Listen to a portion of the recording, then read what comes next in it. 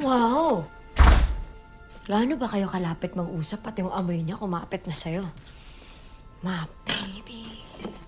Joy, nag-usap lang talaga kami. Oh, uwi ka pa. Sana nag-usap na lang kayo maghapon magdamag. Tang-inang pag-uusap yan, pati ba yung kamay mo okupado? Di mo malang nagawang tumawag o mag-text para sabihin kung nasan ka? Di lang ako nakasagot kasi lobat ako. Napaka-timing naman talaga ng pagkalobat ng cellphone na yan. Like, I know kung ano-ano nang pinaggagawa niyo. Joy, ano ba sinasabi mo? Hindi ko alam, hindi ko rin din alam kung anong sinasabi ko.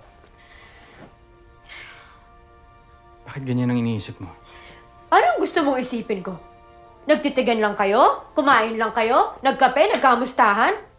Niyakap ka ba niya? Hinalikan mo? Joy, nag-usap lang kami. Huwag mo akong niloloko! Kita niloloko. Nagawa mo noon, maggagawa mo ulit ngayon.